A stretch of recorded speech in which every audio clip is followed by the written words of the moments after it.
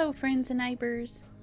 It is a rainy day here. You can tell that spring is right around the corner. On this day, my older kids did not have any school, so they were home, and of course they wanted to sleep in. So I didn't really make any breakfast. We kind of snacked with Pop-Tarts and cereal. But I'm going to fry some bologna for bologna sandwiches for lunch.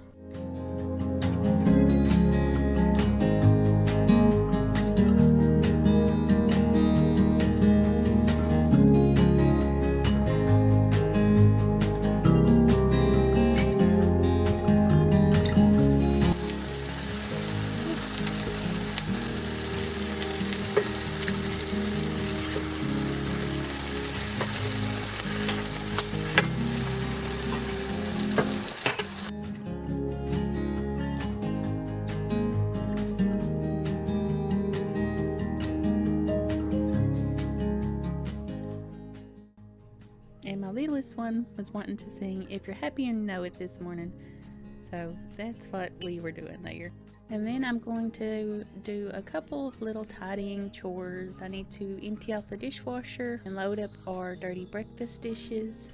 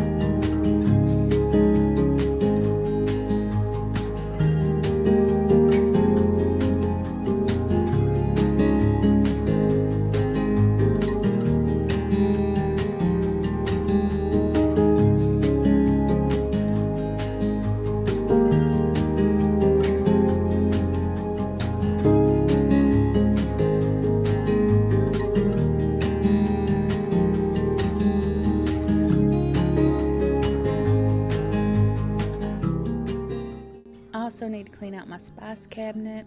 It's been a while. I need to go through everything and make sure nothing is expired. And I don't know how it happens, but the shelves in the spice cabinet get so dirty. It's from all the little specks and spices and peppers, and they just get so yucky. So I need to take everything out and wipe those down, and then go through everything and make sure nothing's expired.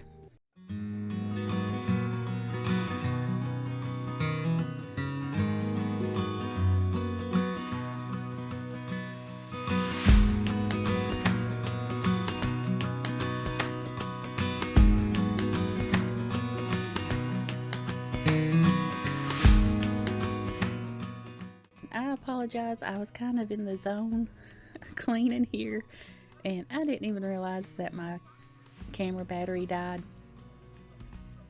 But here's the after. It's not much different, but everything is wiped down and clean, and all the spices have good date on them, so it is much improved. I wanted to share some of my recent thrifting finds. I found these work basket magazines. Now, if you're not familiar with Work Basket magazine, it was a magazine that you subscribed to, and it came in the mail to your house. And it was started by a husband and wife. And the first issue came out in October of 1935. And one of my favorite things about these magazines is looking at the old ads. Like this one is a salt and pepper shaker that you could buy. And the beaters on the mixer was actually the salt and pepper, and I thought that was so neat. The magazines also included a lot of other neat little tidbits. They included crochet patterns, knitting patterns, tatting, embroidery, sewing. There was also garden information about growing your garden and keeping it up. a lot of different recipes. Here are a couple that were in this magazine. This one talked more about canning recipes, and each month was something different. So I can imagine how exciting it was to get these in the mail when you didn't have the internet to go look up patterns and things. I can understand why this magazine was so popular for so long. And then also, my husband actually bought this one for me, but I thought it was absolutely beautiful. It was a brooch, and you can see it's got the little hoop. If I would want to wear it as a necklace, I'm in love with this one. Also today I'm going to make some overnight apple butter in our crock pot. And this is really easy to do. I'm only making enough for one jar. I'm not doing a big batch for canning. This particular recipe isn't one that's suggested to use for canning. And these are Fuji apples, and I'm just going to peel them and then wash them off and roughly chop them up.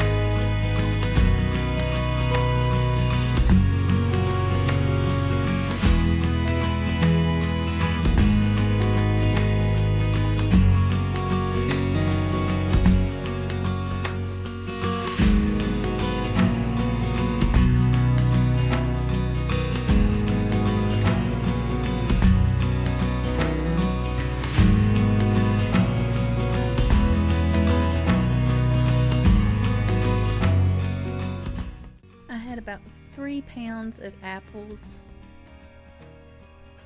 and then I'm going to add a half a cup of light brown sugar, a half a cup of white sugar, and then about a half of tablespoon of cinnamon. But there was only just a little bit left in the jar, so I just went ahead and dumped it in. And then I'm going to use a 1/4 of a teaspoon of ground nutmeg, and then just a dash of salt.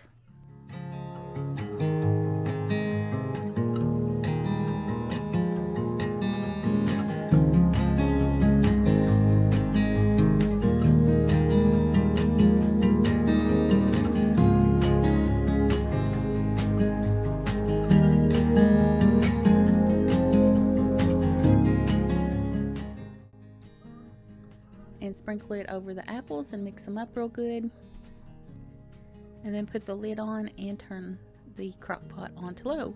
The apples have enough moisture in them, you don't have to add any extra liquid. And if you don't want to leave your crock pot on overnight, you can do this in the morning. Just let it cook 8 to 12 hours until your apples are nice and soft, and this makes your house smell really, really good. If you like the cinnamon apple smell, it smells delicious.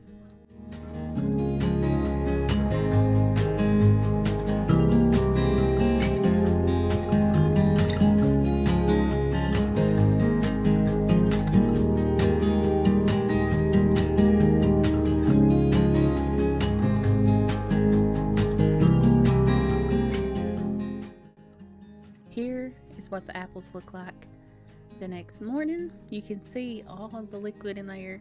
That was just what was in the apples. And then I'm just going to take my stick blender and blend them up real good until everything is nice and smooth. And then I left them in the crock pot for another, I'd say about another hour, just so it would cook down a little bit and become a little bit thicker. And it's so delicious. I just put it in a glass jar with a lid and put it in the fridge, and it'll be good for up to a month if it lasts that long. It's really good. And if you are a fan of apple butter, this is a really easy way to make it. I thank you all for watching, for spending some time with me today, and I hope you all have a wonderful week. I will see you next time.